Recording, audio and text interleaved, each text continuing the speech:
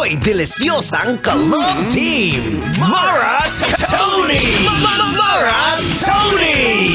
Ikaw, anong trip mo?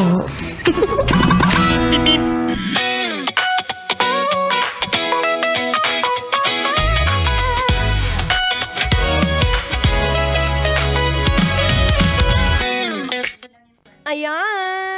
Bangon-bangon sa mga patuloy na inaantok at patuloy na para bang nawawalan ng pag-asa. Ewan ko ba sa'yo, B? Lagi ka nalang ganyan. Laging napaka-negative thinker mo.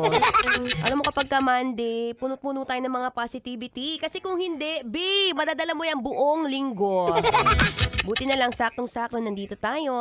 Ayan, kausap ulit ako ang iyong kadaldalan ngayong anong araw na? Ala, yan talaga mahirap kapag kakakulang na ang pera. Kapag kakulang ang pera, syempre, mabilis nang makalimot. So, napapaalala ko na sa'yo, B. Anyway, it's a happy Monday, Kabisyo. Yes, I'm back. Ako pa rin to, ang babaeng takbo ng takbo. Wow! Sa isip mo. You're now the lerang atleta, DJ Maratoni, para sa programang Love Trip!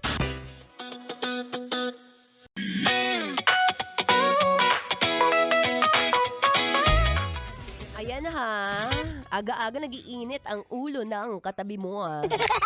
Pakisabi, tingnan mo nga yung katabi mo, dali! Sabihin mo sa kanya, huwag masyadong mainit ang ulo, B.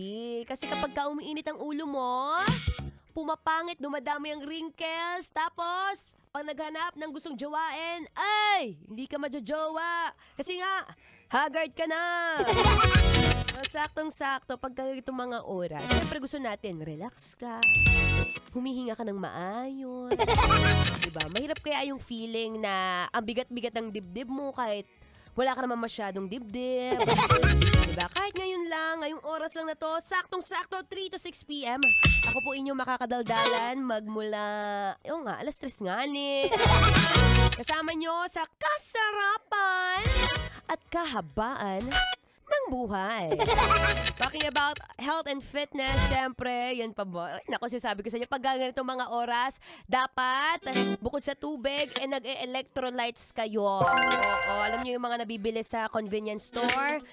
O sige na nga, Pocari Sweat. Ayan, yung mga may nakalagay doon na electrolyte levels, kinembot sodium. Sobrang halaga niyan para hindi po tayo ma-dehydrate. Take this time para makapag-relax.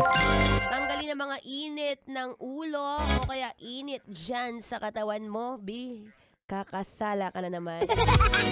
Habang syempre, matuloy kang makinig sa akin, Kaya mamaya may mainit-init tayo pag-uusapan.